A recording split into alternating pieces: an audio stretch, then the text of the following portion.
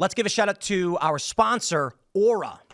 It's been a month since Elon and Doge have been going through the federal government cutting unnecessary waste and spending, and you know it's making all the right people go insane.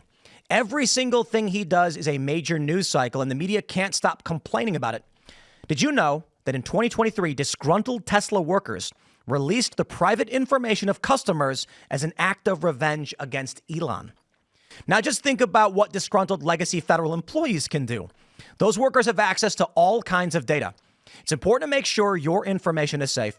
That is where today's sponsor, Aura, comes in. Aura is your all-in-one solution for identity theft protection, scams, and online threats. Aura offers comprehensive protection that includes $1 million coverage for identity theft losses. That means if your identity is compromised, you have a safety net to help recover your losses. Plus, with 24/7 U.S.-based support, you will never be alone when facing fraud. Aura uses bank-level security standards to keep your data safe and never sells your information to third parties. And if you're not satisfied, they offer a 60-day money-back guarantee. Try it risk-free. With features like real-time alerts for financial fraud, a robust VPN for secure browsing, and parental controls to keep your kids safe online, Aura ensures that every aspect of your digital life is protected. So why wait? Stop leaving yourself vulnerable to data breaches. Go to my sponsor, aura.com/Tim, to get a 14-day free trial and see if any of your data has been exposed. That's AURA.com/Tim.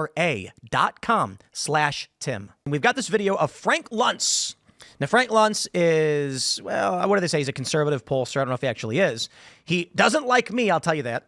And Frank Luntz explains why he's angry with Democrats after Trump address. This is good news for everybody who is concerned the Democratic Party has lost their minds, because this is a guy who does panels where he convenes a bunch of people, asks them what they think.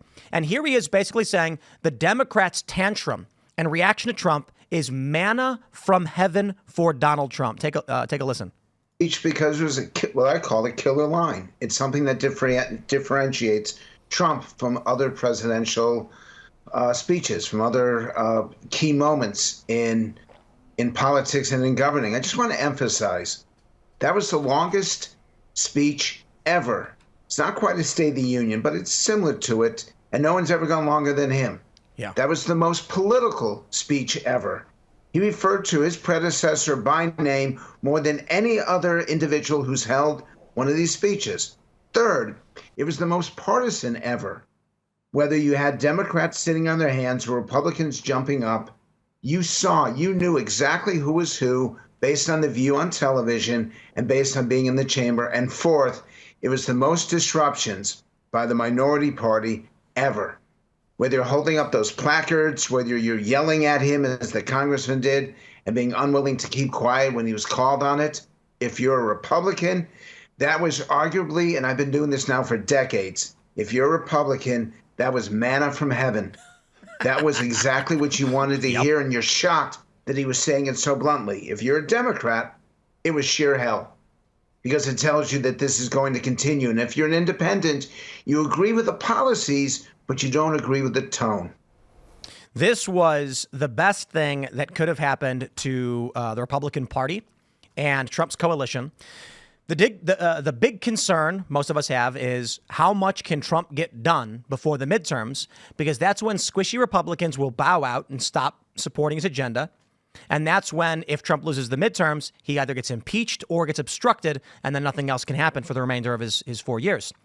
But with actions like this from the Democrats, booing, jeering, or whatever, screaming and constantly just jeering, Al Green getting thrown out. Did you guys hear that they're drafting a censure of Al Green over this? Good. Yep. Good. I have to imagine Republicans planned this. Like, they crafted this specifically to be like, how can we make Democrats make a fool of themselves? They're so predictable. I mean, look, I personally have said multiple times we need to see more things like censure, because a lot of times there's really egregious behavior by people in Congress. And I honestly, this is one time where I'll say both sides. There's egregious behavior by people in Congress. And because of the way that our political system works, there's not often repercussions. They don't get voted out of office, et cetera, et cetera. So there's got to be something to say, look, this guy's kind of a scumbag. And I think that censure, because removal from office is so difficult, censure, give it to him. Let him, at least let the record show that this person's trash. Yeah, well, and Al Green's been in public office since like the 70s. So he's one of those swamp creatures, if you will. And the liberals, they should lead by example. They always say Trump needs to be better at reaching the hand over the aisle. They should lead by example and actually clap when we want to reduce cancer rates in children. I mean, you could argue that if Democrats deviated from their standard play, which they can't, but if they did for some reason, they'd have cheered for Trump when Trump did good things. And it would have given more arguments to their positions in other areas. I was talking about this morning because they were holding up the sign saying save Medicaid. And they've not made a single argument other than don't trust Trump. That's it. It's like Trump says he's not going to touch it. Trump says he's not going to touch Social Security or Medicaid. So you just waving that sign doesn't mean anything to anybody. Imagine if a single Democrat had two brain cells to rub together and said, to be honest, I actually think it's good that Doge is going in and trying to find waste, fraud, and abuse. I wish them the best. However, the concern here is they have already, in their mass firings, laid off critical employees and had to rehire them. And so I get it. You're doing a broad brush stroke. We want the waste, fraud, and abuse gone. That was overreach. My concern is they might accidentally step on Medicaid or Social Security. Regular people would say that's reasonable. In fact, I could literally say that right now, and people bet that's a reasonable position to take. But Democrats can't do it. If you actually wanted to win an election, that's what your argument would be. It would be like, vote for me because we'll be more cautious when it comes to the things you need. Yeah. I like Trump. He does some good stuff. We'll do it a little bit better. Use a scalpel instead of a hatchet for cutting these jobs. They're not even using a hatchet. They have like the back of a wooden chair. They're beating against a tree, hoping the tree falls down, and it's not gonna. You're like, dude, that's not an object that can cut through a tree. And they're not smart enough to understand this.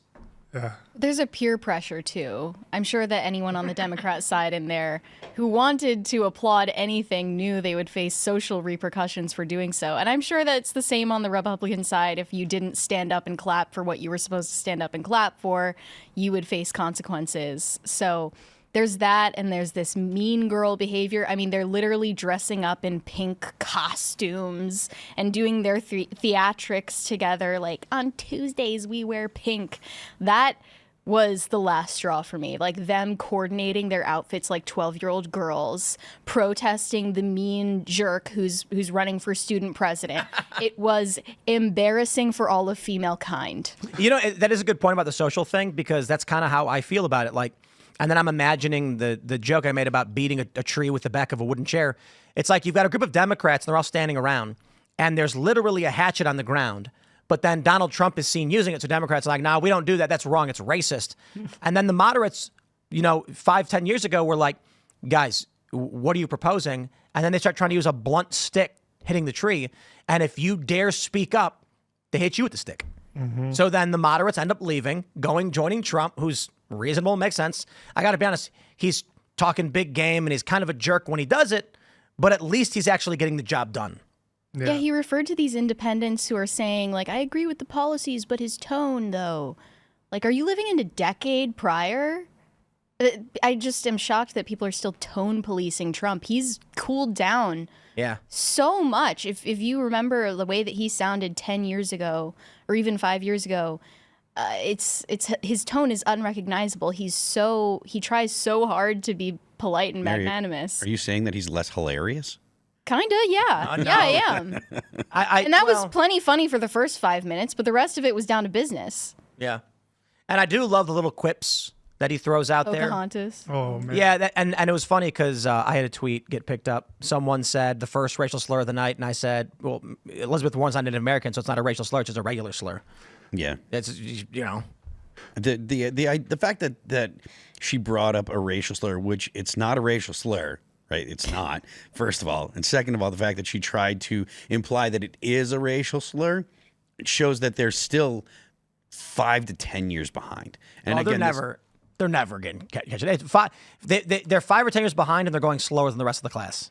I agree. But I think this points to the fact that there is a civil war, this points to the fact that there's a civil war in the Democrat Party. They don't know who they are.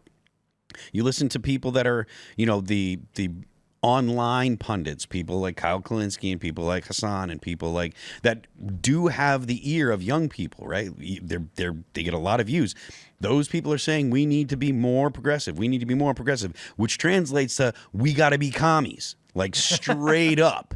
But at the same time, again, at least the reply from the actual DNC was very moderate, very middle of the road, because they're losing the donors. Whether people like it or not, donors matter, and the communists are not going to get donors. They might get a lot of people on the ground, but it's not about the donors anymore. They're losing their fictitious NGO circuitous methods of funding. Fair enough, but you're not going to win. They're not going to win. If they're losing that, they're not going to win elections without donations. That's what I'm saying. The sentiment is it's over, right? This was a couple of years ago, or in the past year, we saw the donors were fleeing the Democratic Party. The big billionaires that started coming out and all of a sudden being like, "I've seen the light. I've changed." Democrats were still like, "Well, at least we have like USAID funds funneling through various NGOs that make their way back to us." And then Trump was like, "Nope, gone." Although they're still going to get their last $2 billion, I guess. Yeah, apparently, I think that's kind of ridiculous. But I mean, I don't know if we're going to actually dive into that or not. But in a second, I mean, for now, we can just wrap up by saying thank you, Democrats, because if you weren't insane, it would be very hard to make an argument against you.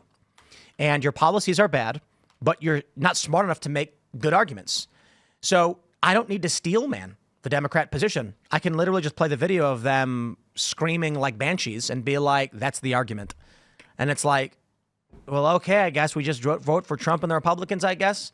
And, it's because of the Democrats' insanity. We got this coalition with RFK Jr., with Tulsi Gabbard, with Elon, and it's been swimmingly. It's swimmingly. It's really actually kind of remarkable that the left doesn't see that, right? The Democrat Party doesn't seem to grasp that they've lost the moderates in their party to the Republicans because the average American has rejected the far left. And the far left, whether or not those are the policies the mainstream Democrats, if there are mainstream Democrats, whether or not those are the policies that the Democrats actually want to institute, that's what people hear. The Republicans have capitalized on it, and the people that